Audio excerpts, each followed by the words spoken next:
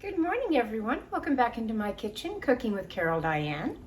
This morning I'm going to get something done with these nice black cherries. I'm not going to make a pie. Not going to do that. Made enough of them.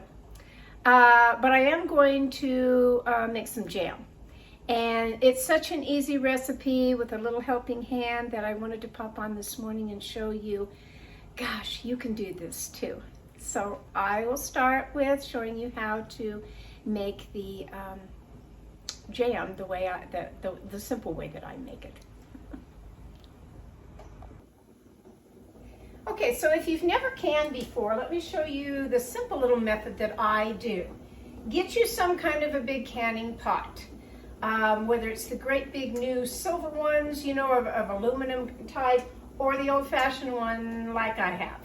I have used the heck out of this thing, and I really, really like it. Okay, so it does have its top to it. Today I'm going to be putting smaller jars. I have one size in here that kind of looks like this size right here, and that's fine. But the majority of what I'm going to be doing are these cute little mason jars that are only this big. Wait, not very big at all. I like to set mine down on a nice clean kitchen towel when I get them out of the boiling water.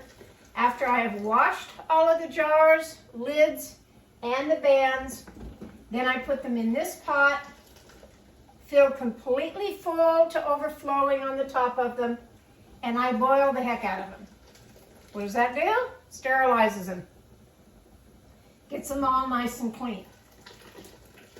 Now you can leave them in here the whole time, and I have done that. Leave them in the hot water the whole time while you're making whatever that you're canning, and that's fine too. I like to leave the lids and the bands in there. I really do. I'll just leave them in there. Very, very, very, very hot water. You can turn the hot water off, and it'll still be very, very hot for when you get ready to make your jam. So that's the first step, is getting all those jars nice and clean and sterilized. Now I'll jump over and show you, well, yesterday I did 19 of the quart size of the peach salsa. I got that done. I'll show her a picture of that, and then I'm going to jump right into how to make this black cherry jam. These are the jars of my salsa, 19 jars of them.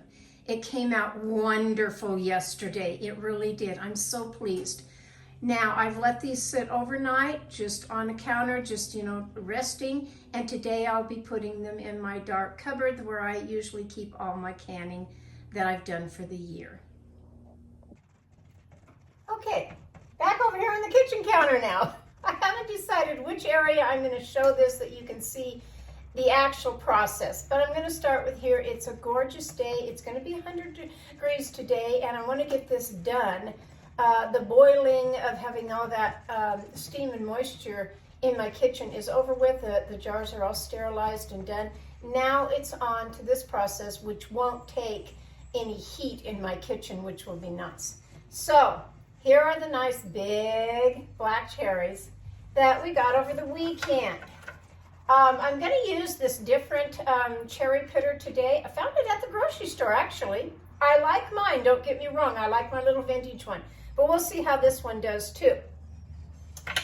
With my processor that I'm going to be putting it in, my little jam maker, which comes from the Ball Company, and I've shown this before. This is called a Fresh Tech electric jam maker.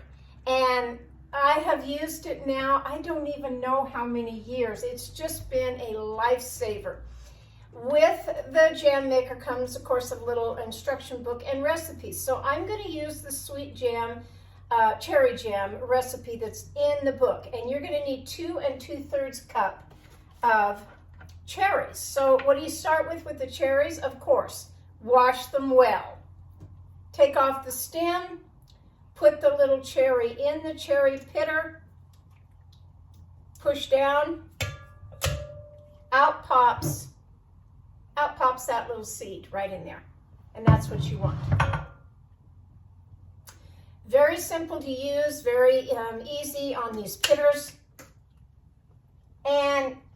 I'll probably just set the seeds right here on my cutting board and put them in here so that I can measure. So I'll pop back on when I have done 2 2/3 cup, way up on this measuring cup, of all my cherries, getting them ready to have be processed for the jam. And I'll be right back.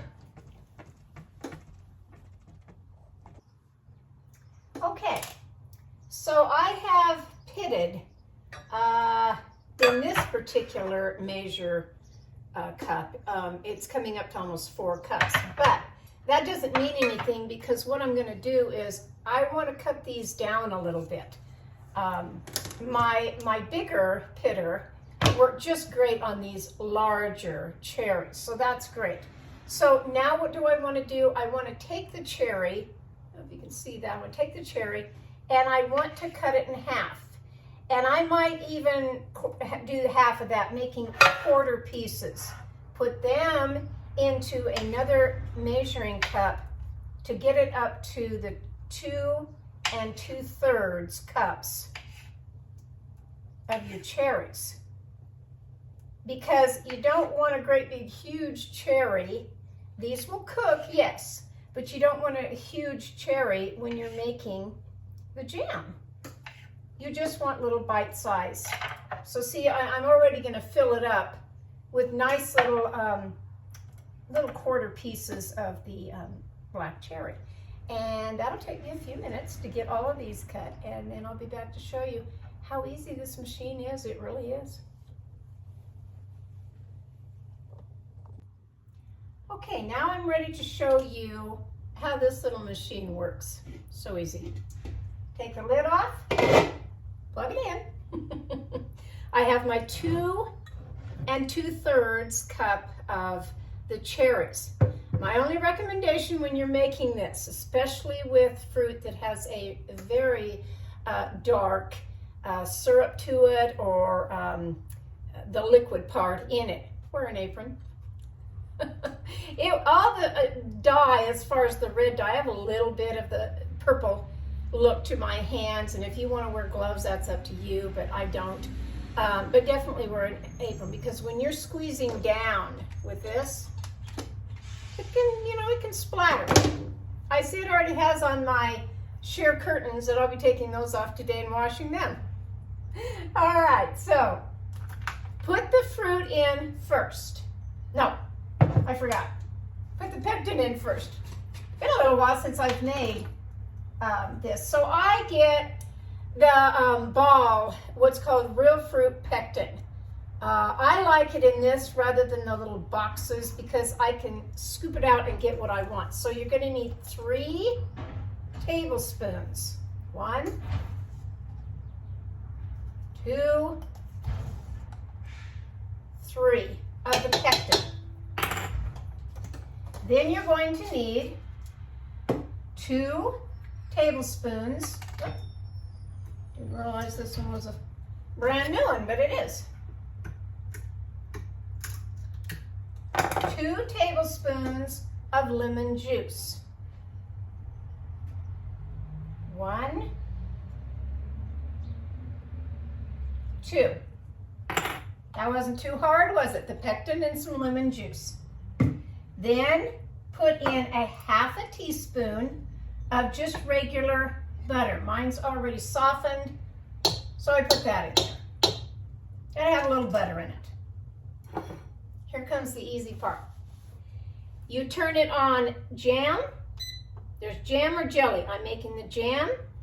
And now I'm going to hit, and it defaults to 21 minutes of cooking. Now I'm going to hit enter as soon as I put the fruit in. I was sidetracked today. Stayed up too late last night. I really did. Stayed up too late last night. Now hit enter. That gets the little wheel spinning.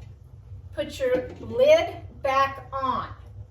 Now you have to wait 4 minutes until you hear, I think it's 3 or 4. Let me make sure here. 4. 4 short little beeps. When you hear the 4 short little beeps is when we're going to add 3 1/3 cups of sugar. We can't do that until first the pectin and the lemon juice and that, I'll get it down in there because it's stuck on the side here.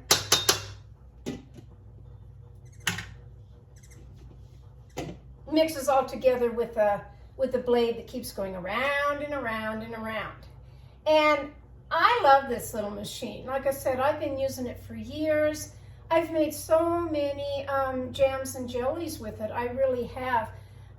Where I came from, I had a huge row of raspberry bushes, and that's what I made all the time was my raspberry jam, and it was so delicious. I think it was a couple of years ago when my grapes were all ready, and they're not quite ready just yet. They're big, but they're not ready yet. I picked them in August, and a couple of years ago I made a lot of jars of the grape jam.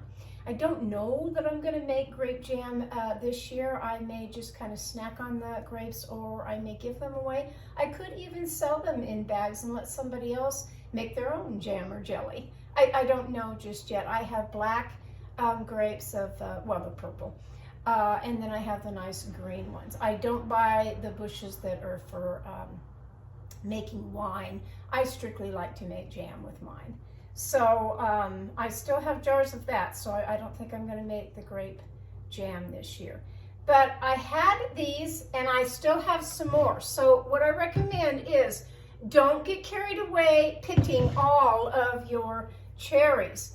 Do this in stages. Make one batch first, and then if you have more jars that you want to sterilize, or say you've sterilized a whole bunch, and you think, well, yeah, I want to do a double batch because I want to use up all these cherries, then do that. But I still have in my, right here, I didn't see all of them. I have, let's see, 2, 4, 6, 8, 10, 12, about 13 little cherries in there that I didn't put in the measuring cup because all I needed was the 2 2/3. So it's give or take on that of how many jars you want to make. I'm going to see how many these little jars will make. I will bring them over when this is all cooking and ready to go. I'll pause my camera and bring all the jars over to show you how easy this is. It does all the work for me. There is no water bath using this method. You will come from this when it's done to pouring it straight in your jars. Then you will seal your jars and let them sit. And that's it. How easy is that now? I love it when they come out with things that takes all the work out of it for you. You know, you're not slaving over a hot stove. I have enough to do rather than slave over that hot stove.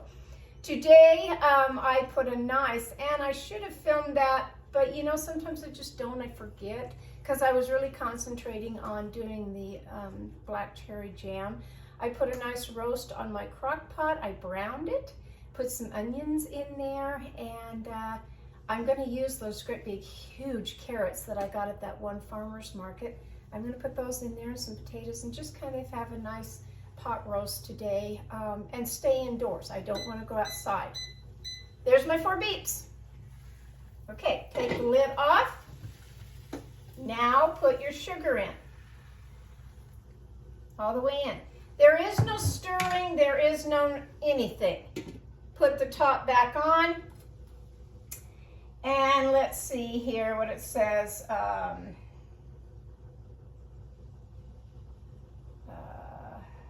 It will automatically stir it, and I don't think there's any more beeps.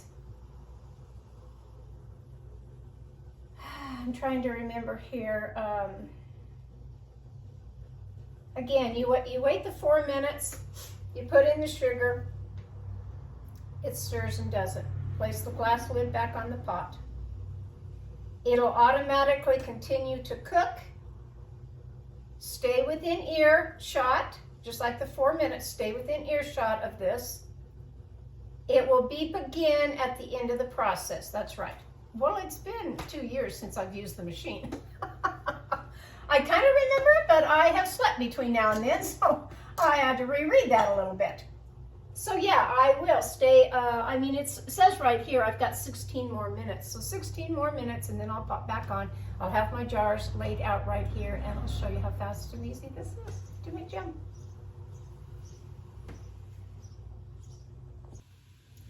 Okay, we only have about 2 minutes here. I have one correction, and I do apologize for it, but I haven't used the machine in 2 years. You will do the water bath for about 10 minutes. And once I get them filled of showing you all this, then I'll jump over to my stove and show you how easy that is, so don't panic on it. Keep the pot that you boiled and sterilized your jars in. That's all I can say. Keep that water going the whole time that you're doing this. I can smell the black cherries cooking. It's got a nice smell to it, almost like when I made my black cherry pie. Nice aroma, really. I'm so glad that I'm doing it today. I'm a little tired from doing the 19 jars of my peach salsa yesterday because there's a lot of prep work of cutting of all the stuff that I put in my salsa. If you want to know how to make that, then just scroll down on my YouTube channel of all my recipes till you get to homemade peach salsa. And there it is. There it is. Okay, almost less than a minute here to go, and then I can pull this out. Now this is very hot. When you decide, I want to make another batch, I want to use up all the rest of those cherries. Okay, fill your jars, do the water bath, but do wash all of this before you start a new batch. I always have. Okay, there's my beet right there. So we're going to cancel and take the lid off. Set it down. Now you're going to take your nice clean jars. You will need a canning funnel. You will need a ladle. You also will need a little magnetic little stick right here to pick up your lids when you're ready. Now what I like to do is I like to take out the little wheel. Just take it out of there. This is why I like to do it over by my sink. I don't always have to, but it's hot syrup. Hot. Okay, so now we're going to get all this into the little jars. I use a smaller ladle because my jars aren't that big. So here they are. Now, I have filled it up to the first line here of the jar, okay? Then you would take the nice clean lid on your magnet. But first, before you do that, what I like to do, get you a wet paper towel or a clean rag and wipe off the jar's lid. That just makes sure that there's no dripping of any kind on there. Take the band, do what's called finger tight. That's all there is, finger tight. Let me grab this phone. Okay. Don't know what I'm going to do about that phone. Truly, I have unplugged it from the wall as far as the landline that sits on the little cradle, but I have an old-fashioned regular vintage phone that's on the wall that goes directly into the phone lines in the wall. So I'm thinking that's the problem, is it rings still, even though I've unplugged the other one from the wall. It's going to ring with the one on the wall. But I don't want to give up my phone. All right, so again, may take 3, may take 4, but you've got it up there. That's that one, real nice. Take the clean rag again, just wipe around the edges. Take your lid, put it on there, take the band, and do finger tight. Now, there's not a whole lot left. I'm going to get hopefully 3 jars out of this. Be careful on this when you're doing this because, like I said, this is very hot. You're working with the syrup here. I'll take it over here. So I'm trying to get all of those nice little cherries. Like I said, smells good, looks good. I think I'm gonna like this. I think I am gonna like this. Get it up as close as I can. Now, there's a little bit left over. What do I want to do with that?